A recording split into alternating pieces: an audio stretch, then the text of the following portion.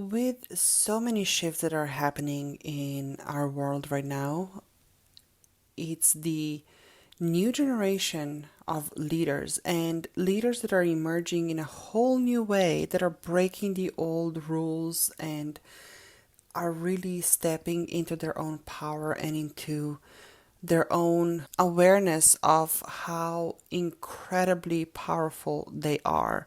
And if we just stay in a conversation around elite athletes and leadership within athletes and just focus on that piece in particular, the culture around elite sports is changing as well.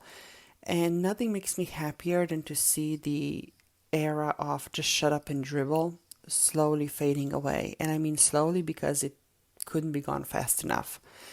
But the thing is that compared to being an elite athlete back then, when things were more compartmentalized, is very different than nowadays when, like we said at the beginning, there's so many shifts, there's so many changes that are happening with the social media, with access of information, with the internet. You're not just the person on the field or on the court or in a swimming pool out in the stadium, and when your race is over you kind of turn the sign off and off you go to your private life. You are so your identity is so deeply woven into so many roles that you're playing as an athlete, as a leader, as somebody who now is endorsing product, is endorsing and giving voice to causes, is standing up for causes as well, which on one hand, of course, is ruffling some feathers, and on the other hand, is laying out a new blueprint of what leadership actually means. And all of that requires incredible amount of focus. It requires incredible amount of strength, stamina, and courage, not to mention strategic and tactical planning, because we want to make sure that as those elite athletes, as leaders, they're not just being a puppet in the hands of some company that sees them as a number, but they actually say yes to opportunities that are deeply aligned with their mission. And they have the negotiating power to say no or to ask for more. Because here's the other layer to it, it's not just for the time of their active playing career. We are looking at the long game here. We want to make sure that all the work that they have put in, all the sacrifices they have made, all the strengths they have developed, all the excellence they devoted themselves to, actually sustains them through the phase of transitioning into their next act, whatever that next act might be. The thing is that so many incredible individuals have been lost, or they have lost everything they have so worked so hard for in this period of transition alone, when they lost their identity, when their world has been turned upside down and the only thing that they used to know is no longer. And it can be really scary, and it can be really lonely, and it can be really isolating, not to mention the layers of shame and guilt that we can bring upon ourselves.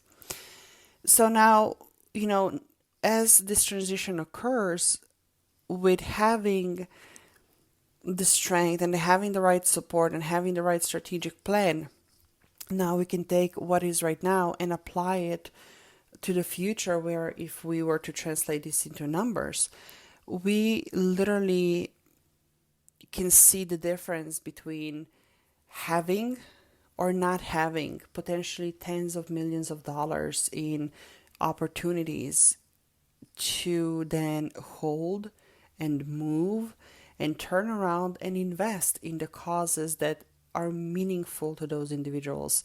If they want to build schools, they can. If they want to build libraries, they can. If they want to build medical centers, they can, because they know how to command their power and they know how to navigate it all, and they have the right plan in place, and the backup plan for that matter, so that they can focus on what matters to them and truly enjoy every single moment. And that's one of the latest layers here. And then I'm going to conclude this. But doing it all with joy and enjoyment is a whole different concept than, again, just doing it to tick off some boxes and to meet somebody else's expectations, and not even having the capacity to celebrate yourself and celebrate the whole journey along the way.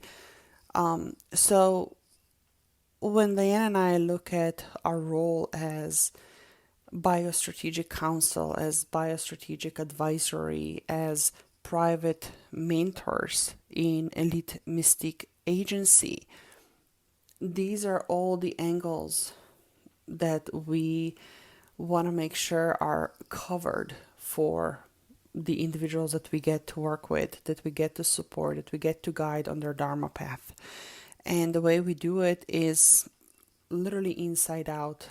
Diane, as a quantum physiologist, as a coach, as a healer,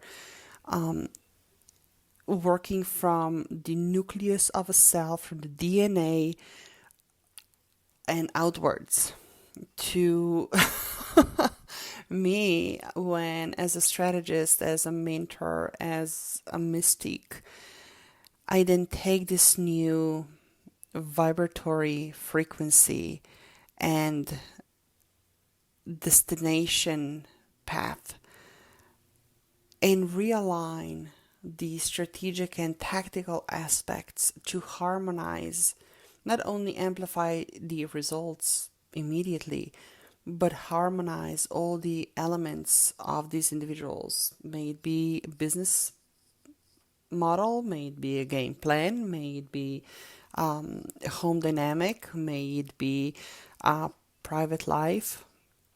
All of those elements, how can we harmonize them? How can we amplify the results? And how can we really make them enjoyable? And how can we make them sustainable in a long run?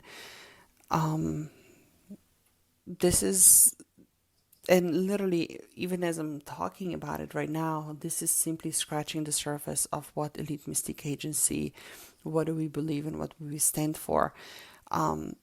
Because as much as everything is centered about each individual that we work with and their own mission and their power and ability to hold and move the resources required to execute on their mission, we're also looking at how does that fit in a greater scheme of things, realignment of the collective, uplifting of humanity, and really stewarding this new era into this world.